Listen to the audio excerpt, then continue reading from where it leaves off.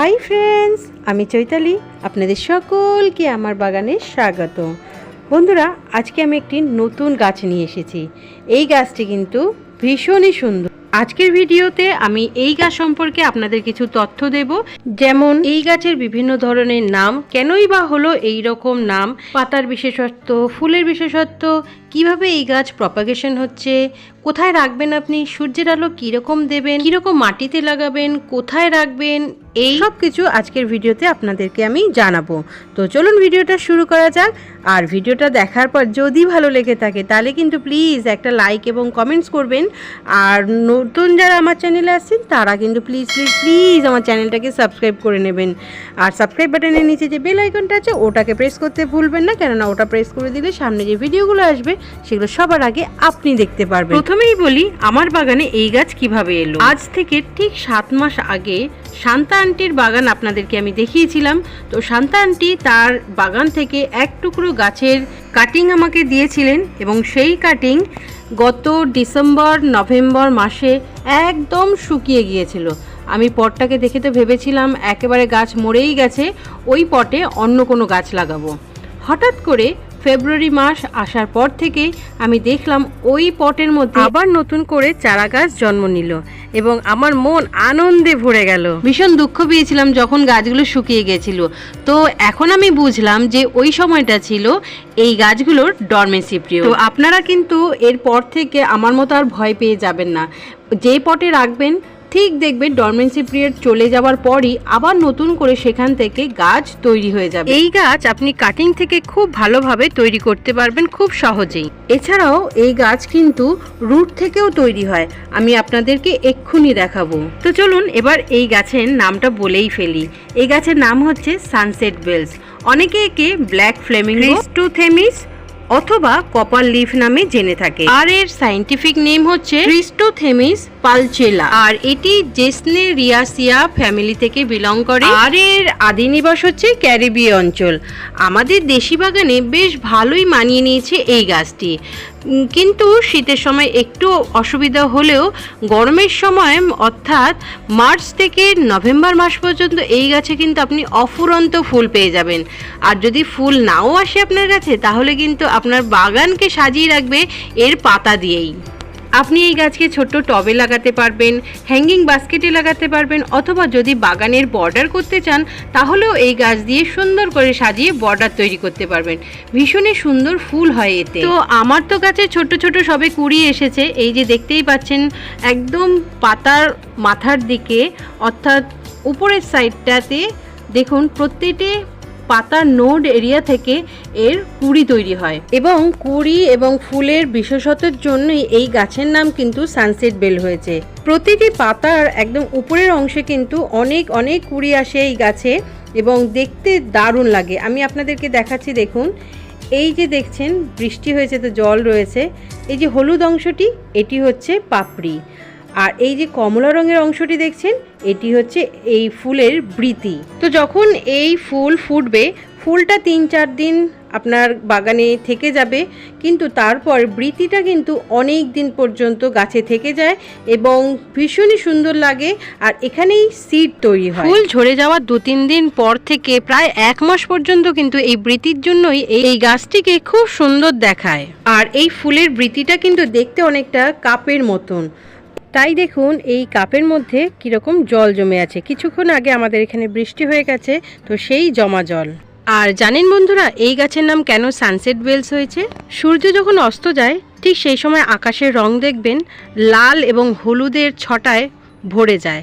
তো এই ফুল গাছের ফুল দুটির রঙও কিন্তু ঠিক সেম হয়, তার জন্যই এই গাছটির নাম সানসেট বেলস হয়েছে। তো বন্ধুরা এবার চলুন সানসেট বেলস গাছের পাতার কিছু বিশেষত্ব আপনাদেরকে জানাই। এই গাছের পাতা একটু খসখসে টাইপের হয় দেখুন, আর কিনারাগুলো খুবই খাঁচকাটা হয়। আর এই যে পাতাটা দেখছেন এটি কিন্তু খসখসে এবং এর রং কিন্তু পুরো সবুজ নয়, দেখুন একটু কপার কালার মিশ্রিত এর পাতার রং হয় এবং পাতার দুদিকে দু রকমের রং। এই সাইডে যেরকম কপার রং আর এই পাশে দেখুন অনেকটা বেগুনি কালারের মতো। প্রত্যেকটি পাতার ওপরটা কপার গ্রিন কালার এবং নিচটা দেখুন কি সুন্দর বেগুনি কালার। আপনার কাছে যদি ফুল নাও হয় তবুও এই পাতার সৌন্দর্যে আপনার বাগান মার্চ মাস থেকে নভেম্বর মাস পর্যন্ত এই পাতার সৌন্দর্যে সুসজ্জিত হয়ে থাকবে আপনার বাগান। তো চলুন বন্ধুরা, এবার জেনে নিই এই গাছ কিভাবে আপনি লাগাবেন, অর্থাৎ এই গাছের প্রপাগেশন আপনি কিভাবে করবেন। আমি কিন্তু ছোট ছোট দুটো কাটিং লাগিয়েছিলাম আমার এই পটটাতেই, আর সেটা থেকে দেখুন কত গাছ তৈরি হয়ে গেছে। অর্থাৎ এই গাছের কিন্তু প্রপাগেশন খুব ভালো হয় কাটিং থেকে। এছাড়াও কিন্তু এই গাছের যে শিকড় আছে, এই শিকড় থেকে কিন্তু গাছ তৈরি হয়। এই যে দেখুন পাশে যে ছোট ছোট গাছগুলো রয়েছে, এগুলো কিন্তু বড় বড় গাছের কাটিংয়ের নিচে যে শিকড় রয়েছে সেই থেকেই তৈরি হয়েছে। তো চলুন আরেকটু সামনে থেকে আপনাদেরকে দেখাই। এই দেখুন, এই যে একটি কাটিং আমি লাগিয়েছিলাম সেটার নিচ থেকে দেখুন কতগুলো গাছ তৈরি হয়েছে। এই আরেকটি গাছ, আর এপাশেও দেখুন একটা ছোট্ট গাছ তৈরি হয়েছে। সবই কিন্তু শিকড়ের থেকেই তৈরি হচ্ছে। তো শিকড় থেকে নতুন গাছ আপনি পেতে পারেন, আর পেতে পারেন এই গাছের উপরিভাগ কাটিং করে। তো যেখানেই লাগাবেন এই গাছ খুব ভালো কিন্তু তৈরি হয়ে যায়, আর বেশি কিছু যত্নও করতে হয় না। এবার বলি এই গাছের মাটি সম্পর্কে। আপনি যেরকম খুশি মাটিতে এই গাছ লাগাতে পারেন, শুধু দেখতে হবে গাছের গোড়ায় যাতে জল দাঁড়িয়ে না থাকে। যদি জল দাঁড়িয়ে থাকে তাহলে কিন্তু এটি সাকুলেন্ট প্রজাতির গাছ, তাহলে আপনার গাছ পচে গিয়ে মারাও যেতে পারে। সেই জন্য এই দিকটা শুধু খেয়াল রাখলেই হবে। এছাড়া কিন্তু এই গাছ ভীষণ ভালো যত্ন বা অতিরিক্ত ফার্টিলাইজার, মাসে মাসে সার দেওয়া, এগুলো একদম না দিলেও চলবে। আপনি খুব সহজেই এই গাছকে আপনার বাগানে রেখে দিতে পারবেন বছরের পর বছর। তো এক্ষুনি বললাম জল কি দেবেন, সাকুলেন্ট জাতীয় গাছ, সেই জন্য জল কিন্তু এই গাছে কম দেবেন, কেননা বেশি জল দিলে গাছের গোড়া পচে যায় এবং আপনি না চাইতেও গাছটি মারা যেতে পারে। তো এবার বলি সানসেট বেলস গাছকে আপনি কোথায় রাখবেন। সানসেট বেলস গাছ কিন্তু প্রখর রৌদ্র পছন্দ করে না। আপনি এটিকে যেখানেই রাখবেন দেখবেন একটু ছায়াযুক্ত জায়গা যেন থাকে। দিনের 2-3 ঘন্টা যদি সূর্যের আলো এই গাছের উপর পড়ে তার জন্য যথেষ্ট। অথবা আপনি বড় কোনো গাছের গোড়ায় তার ছায়াতে রাখতে পারেন।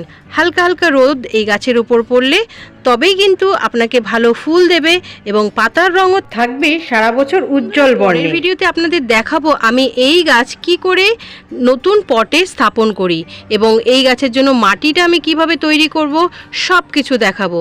তো সেই জন্য আপনাদের অপেক্ষা করতে হবে। আজকের মতো ভিডিওটা তাহলে এখানেই শেষ করি। যদি ভিডিওটা ভালো লেগে থাকে তাহলে কিন্তু প্লিজ প্লিজ প্লিজ একটা লাইক এবং কমেন্টস করবেন। আর যারা প্রথমবার আসছেন আমার চ্যানেলে তারা কিন্তু প্লিজ আমার চ্যানেলটাকে সাবস্ক্রাইব করে নেবেন, আর সাবস্ক্রাইব বাটনের নিচে যে বেল আইকন আছে সেটাকে প্রেস করে দেবেন, কেননা ওটা প্রেস করে দিলে সামনে যে ভিডিওগুলো আসবে সেগুলো সবার আগে আপনি দেখতে পারবেন। এটা শেষ পর্যন্ত দেখার জন্য আপনাদের অসংখ্য অসংখ্য ধন্যবাদ। এইভাবেই আমাকে সাপোর্ট করবেন, আমার ভিডিওগুলো দেখবেন, তাহলে আমার ভীষণ ভালো লাগবে। তাহলে বন্ধুরা, ছোট্ট হলেও রোজ একটি করে বাগানে গাছ লাগান। গাছ প্রকৃতির ভারসাম্যকে বজায় রাখে। সবাই ভালো থাকবেন, সুস্থ থাকবেন। নমস্কার।